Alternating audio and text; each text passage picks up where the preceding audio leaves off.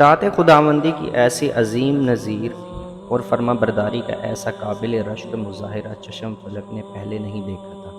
صابر و شاکر اہلیہ سے تسلی و تشفع کی کوئی بات کی اور نہ برسوں کی دعاؤں کا ثمر اولاد نرینہ لخت جگر معصوم اسماعیل علیہ السلام کے سر پر دست شفقت پھیرا۔ فوری واپسی کا حکم تھا، چنانچہ تعمیل میں ذرا سی بھی دیر گوارا نہ تھی۔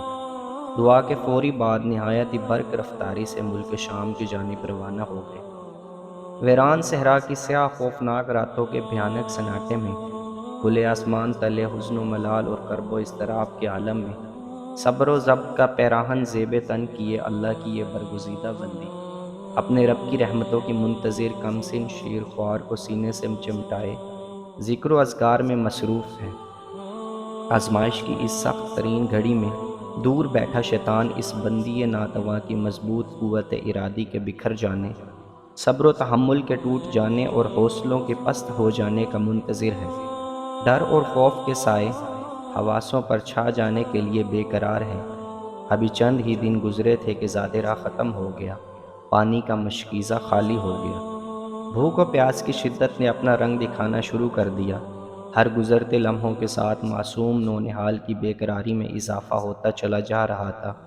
ممتا کی ماری ماں نے جگر گوشے کی اضطرابی کیفیت دیکھی تو گھبراہٹ کے عالم میں اپنوں چاروں جانب نظریں دوڑائی، لیکن سوائے ریت کے گرم تھپڑوں کے کچھ نہ تھا۔ افسردگی اور بے بسی کے عالم میں ایک نظر لخت جگر پر ڈالی تو تڑپ اٹھی۔ ننھی سی جان اپنی چھوٹی چھوٹی آنسوؤں سے لبریز آنکھوں سے ماں کو ملتجی نظروں سے دیکھتے ہوئے بلک بلک کر زمین میں ایڑیاں رگڑ رہی تھی۔ یہ منظر ناقابل برداشت تھا۔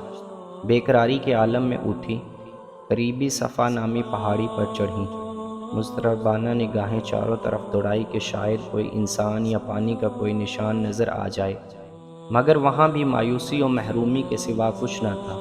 تڑپتے دل کے ساتھ بے قرار ہو کر اتری، وادی کو تیزی سے عبور کر کے دوسری پہاڑی مروہ پر چڑھی، لیکن بے سود۔ واپس دوڑتی ہوئی صفا پر چڑھی، اسی اضطراب کے عالم میں 7 مرتبہ دونوں پہاڑیوں کے چکر لگائے۔ 7 مرتبہ مروہ پہاڑی سے صاحبزادے کی جانب نگاہ دوڑائی تو یہ دیکھ کر انگشت بداں رہ گئی کہ بچہ اور اسماعیل علیہ السلام کے قدموں تلے پانی ابل رہا ہے۔ تیزی سے دوڑ کر وہاں پہنچی، لخت جگر کو گود میں اٹھایا۔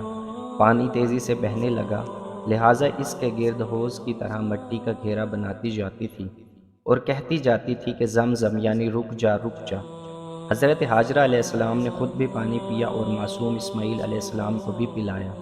نبی کریم صلی اللہ علیہ وسلم فرماتے ہیں کہ اللہ پاک اسماعیل پر رحم فرمائے، اگر وہ پانی کو اس طرح نہ روکتی تو آج زمزم کنویں کے بجائے ایک نہر کی شکل میں ہوتا۔ روایت میں ہے کہ حضرت جبرائیل علیہ السلام نے اللہ کے حکم سے حضرت اسماعیل علیہ السلام کے پاؤں کے پاس اپنے پر کو کونا مارا تھا، جس سے پانی کا چشمہ ابل پڑا۔ حضرت جبرائیل علیہ السلام حضرت حاجرہ کو تسلی دے کر واپس جا چکے تھے۔ حضرت حاجرہ علیہ السلام نے وہاں ایک جھونپڑی بنا لی تھی۔ آب زمزم کے پانی سے پیاس لگتی تھی اور نہ بھوک، لہٰذا اس سے دونوں ضروریات پوری ہوتی رہی۔ رب کعبہ کو اپنی برگزیدہ بندی کے صفا و مروہ کے درمیان دوڑنے کا یہ عمل اس قدر پسند آیا کہ اسے حج اور عمرے کا رکن بنا دیا۔ سیدہ حاجرہ علیہ السلام کا زیادہ تر وقت عبادت الہی میں گزرتا۔ ان کے وہم و گمان میں بھی کبھی یہ بات نہ آئی تھی کہ آج جس مخدوش جھونپڑی میں بے سر و سامانی کے عالم میں بیٹھی ہیں، آنے والے دنوں میں یہ جگہ دنیا کی سب سے متبرک و محترم ہوگی اور یہاں ایسا عظیم الشان مقدس شہر آباد ہوگا جس کی زیارت کی خواہش دنیا کے ہر مسلمان کی زندگی کا سب سے بڑا مقصد ہوگا، اور جہاں ہر سال لاکھوں کی تعداد میں انسانوں کا ٹھاٹھا مارتا سمندر اپنے رب کے حضور عاجزی و انکساری کی تصویر بنا صدا لگا رہا ہوگا، لبیک اللہم لبیک، یعنی حاضر ہوں اے اللہ میں حاضر ہوں۔ حضرت حاجرہ علیہ السلام نے اپنے فرزند انجمت کی ساتھ زندگی کے شب و روز عبادت الہی میں صرف کر رہی تھی۔ انہیں یقین کامل تھا کہ اللہ تعالیٰ جلد بہتری کے معاملات فرمائیں گے۔ ایک دن اچانک عرب کے بنو جرہم کا ایک قبیلہ جو شام جانے کے لیے نکلا تھا، راستہ بھول کر اس طرف آ نکلا۔ اس نے دیکھا کہ ایک آبی پرندہ فضا میں گشت کر رہا ہے۔ یہ بات ان لوگوں کے لیے نہایت ہی عجیب تھی۔ کیونکہ یہ وہ سنگلاخ بیابان وادی تھی کہ جہاں کوسوں دور تک پانی کا نام و نشان نہیں تھا، لیکن آبی پرندوں کی جوڑی اس بات کا ثبوت تھی کہ قریب و جوار میں کہیں نہ کہیں پانی ضرور موجود ہے۔ لہٰذا قبیلے کے بڑوں نے فیصلہ کیا کہ تحقیق کی جانی چاہیے، چنانچہ نوجوانوں کے ایک گروہ کو یہ کام سونپا گیا۔ یہ لوگ پرندے کی پرواز کی جانب کھوج لگاتے ہوئے اس مقام تک پہنچ گئے جہاں انہوں نے حیرت و استعجاب کے ساتھ ایک جھونپڑے کے نزدیک پانی کا ایک چشمہ دیکھا۔ یہ منظر کسی خوشنما خواب سے کم نہ تھا۔ یہ نوجوان فوری طور پر اپنے قبیلے کی جانب دوڑے اور اہل قبیلہ کو اس خوشخبری سے آگاہ کیا۔ قبیلے کے لیے اس لک و دک ویرانے میں پانی کا مل جانا کسی نعمت سے کم نہ تھا۔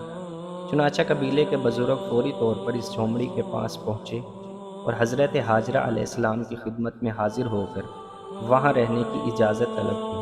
حضرت حاجرہ علیہ السلام نے قبیلے والوں کو اجازت دے دی، لیکن اس شرط کے ساتھ کہ چشمے کے جملہ مالکان حقوق حضرت حاجرہ علیہ السلام کے نام محفوظ رہیں گے اور قبیلے والے کبھی بھی اس پر قابض ہونے کی کوشش نہیں کریں گے۔ اہل قبیلہ نے اس شرط کو نہایت خندہ پیشانی سے قبول کیا۔ اس طرح پورا قبیلہ باہم شیر و شکر کے ساتھ رہنے لگا۔ حضرت ابراہیم علیہ السلام وقتاً فوقتاً اپنی بیوی بچے کی خبر گیری کے لیے براق پر سوار ہو کر تشریف لاتے رہتے تھے۔ 13 سال کا طویل عرصہ پلک جھپکتے ہی گزر گیا۔ ایک دن حضرت ابراہیم علیہ السلام کو خواب میں حکم دیا گیا کہ اپنی محبوب ترین چیز اللہ کے نام پر قربان کر دو۔ یہ حکم مسلسل 3 راتوں تک خواب میں دیا جاتا رہا۔ 8 ذی الحج کی رات پہلی بار جب یہ خواب نظر آیا تب متفکر ہو گئے کہ یہ من جانب اللہ ہے یا شیطانی وسوسہ۔ اسی نسبت سے اس دن کا نام یوم ترویہ پڑ گیا۔ دوسری رات پھر وہی خواب نظر آیا تو آپ کو یقین ہو گیا کہ یہ حکم الہی ہے، اسی وجہ سے اس دن کو یوم عرفہ کہا گیا۔ تیسری رات جب پھر ایسا ہی خواب نظر آیا تو آپ کو یقین کامل ہو گیا کہ اپنے لخت جگر کی قربانی کا حکم دیا جا رہا ہے۔ چنانچہ 10 ذی الحج کے اس دن کو یوم النحر کے نام سے یاد کیا گیا۔ صبح بیدار ہوتے ہی آپ براق پر سوار ہو کر مکے کی جانب روانہ ہو گئے۔ 14 سالہ جگر گوشے حضرت اسماعیل علیہ السلام کو خواب کی کیفیت سے آگاہ کیا۔ اللہ نے اس واقعے کا ذکر قرآن میں یوں فرمایا ہے: اے بیٹا، میں خواب میں دیکھتا ہوں کہ گویا میں تم کو ذبح کر رہا ہوں، تو تم سوچو کہ تمہارا کیا خیال ہے؟ اطاعت شعار بیٹے نے اپنے سر کو تسلیم خم کرتے ہوئے مؤدبانہ لہجے میں فرمایا: ابا، جو آپ کو حکم ہوا ہے وہی کیجیے، اللہ نے چاہا تو مجھے صابروں میں پائیں گے۔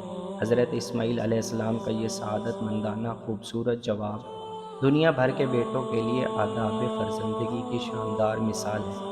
اطاعت و فرما برداری اور تسلیم و رضا کی اس کیفیت کو علامہ اقبال نے عشق اسماعیل علیہ السلام میں ڈوب کر یوں بیان کیا ہے: یہ فیضان نظر تھا یا کہ مکتب کی کرامت تھی، سکھائے کس نے اسماعیل کو آداب فرزند۔